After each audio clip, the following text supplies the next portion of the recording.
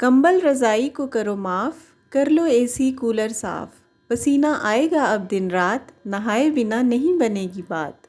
अपनी तबीयत में रखो नरमी, आप सबको मेरी तरफ से हैप्पी गर्मी। जी तो जनाब, गर्मियाँ स्टार्ट हो चुकी हैं और सर्दी ऑलमोस्ट जा चुकी है। और इसी तरह हमारे काम भी, गर्मियों वाले काम स्टार्ट हो चुके हैं और सर्दियों वाले काम ख़त्म होते जा रहे हैं। और इस्लामाबाद में सर्दी ख़त्म हो चुकी है, तो मैंने सोचा कि रमज़ान के आने से पहले पहले मैं अपना ये काम मुकम्मल कर लूँ। ये कपड़े बिखरे हुए आपको नज़र आ रहे हैं, बच्चों ने बखेर दिए। पहन पहन के देख रहे थे कि ये मेरा पिछले साल का है, मैं पहन के देखूँ छोटा तो नहीं हो गया।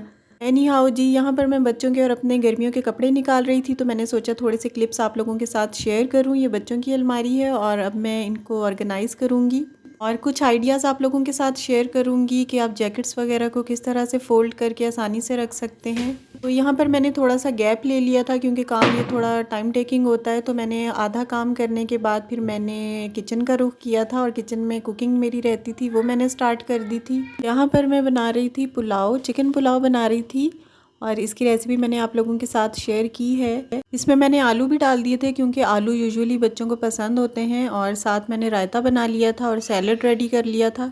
और जनाब, यहाँ पर पुलाव रेडी हो गया है और अब मैं इसे सर्व करूँगी। डिश आउट करने के बाद हम सब ने मिल के खाना खाया, उसके बाद वही वापस मैं अपने रूम में आई और जो पेंडिंग काम था, जो गर्मियों के कपड़े मैं निकाल रही थी, वो मैंने वापस स्टार्ट किया है। और यहाँ पर मैं आपको डिश आउट करते हुए राइस दिखा रही हूँ। बड़े मज़े का पुलाव, जूसी सा और बहुत फ्लेवरफुल था। जी, now back to work. Work तो खैर पुलाव बनाना भी था, लेकिन पेंडिंग वर्क कहना चाहिए, जो मैं पहले कर रही थी उसी को निपटाने के लिए मैं आई हूँ अब। ये देखें, जितनी भी हैवी जैकेट्स होती हैं, आप इस तरह से इन्हें फ़ोल्ड करके रखें तो ये जगह भी कम लेती हैं और खुलती भी नहीं है इनकी फ़ोल्डिंग। तो ये देखें, इस तरह से पहले आपने इसके बॉटम से इसे हल्का सा फोल्ड देना है और उसके बाद जो स्लीव्स हैं उसको आपने इसमें अंदर की तरफ फोल्ड कर देना है। और ये सब करने के बाद जो ऊपर वाला अपर पार्ट है, इसका हुडी वाला पार्ट है, उसको आपने इन दोनों के अंदर इस तरह से कर देना है। और ये जनाब आपकी ज़बरदस्त सी फोल्डिंग रेडी हो गई है। कम जगह भी घेरेगी और फोल्ड खुलेगा भी नहीं और तरतीब से रखी हुई भी लगती है ये। आप भी इस तरह ट्राई करें, इस तरह रख कर देखें। आप एक दफ़ा करेंगे तो आपको फिर इसी तरह मज़ा आएगा रखने में, क्योंकि ये बहुत जगह को भी सेव करती है और इसके अलावा आसान भी है। इस तरह से आप फोल्डिंग करके जिस भी बॉक्स में या जिस भी आपने सूटकेस में इनको रखना है, आप इस तरह से इनको रख सकते हैं। और यहाँ पर अब मैंने स्पीड तेज़ कर दी है। इस तरह 1 बाय 1 करके मैंने सब जैकेट्स को तय लगा के रख दिया था, तो ये बड़ा मुझे आसान लगा, तो इसलिए मैंने सोचा आप लोगों के साथ भी शेयर करूँ, क्योंकि अच्छी बातें एक दूसरे के साथ ज़रूर शेयर करनी चाहिए। ये देखें कितने आराम से फ़ोल्ड भी हो रहा है और तरतीब से रखा हुआ भी, सिमेट्रिकल भी लगता है और आपकी जगह भी अच्छी सेव रहती है।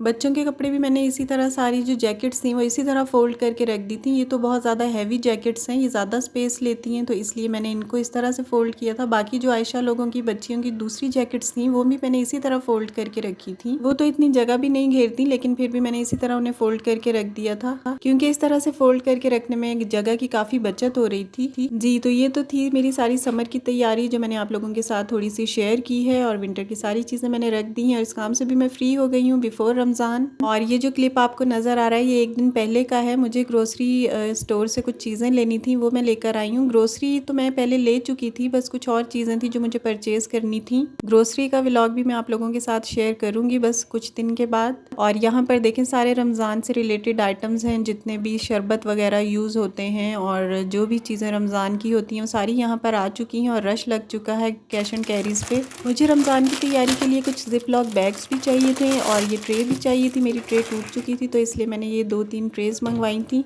और इसलिए मैंने कहा चले आपको दिखाती हूँ और शेयर करती हूँ आपके साथ। और बच्चों ने जब भी कहीं जाना होता है तो इनकी चॉइसेस तो सामने होती ही हैं, तो ये चॉकलेट बच्चों ने अपने लिए ली थी, क्योंकि ऐसा हम सब हाउस वाइफ्स जानती हैं कि पॉसिबल नहीं है कि अपनी चीज़ें ले लें और बच्चे साथ हों और उनकी चीज़ें ना लें, तो ये सब करना पड़ता है बच्चों के साथ।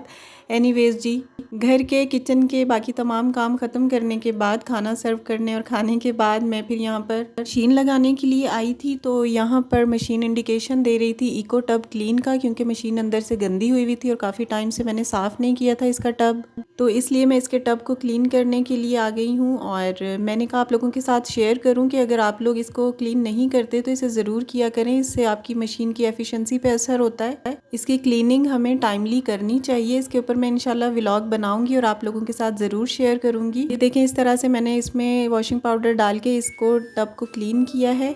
मशीन की इस तरह से सफाई बहुत ज़रूरी होती है। आफ्टर अ मंथ और 2 मंथ इन चीज़ों की क्लीनिंग और केयर से ही हम इन्हें ड्यूरेबल बना सकते हैं जी। तो यहाँ पर मेरा व्लॉग ख़त्म होता है। आपको कैसी लगी मेरी आज की वीडियो? अच्छी लगी हो तो ज़रूर लाइक करें। चैनल पर जो भी न्यू है वो सब्सक्राइब भी ज़रूर कर दें। मिलती हूँ नेक्स्ट वीडियो में। अल्लाह हाफिज़ और टेक केयर।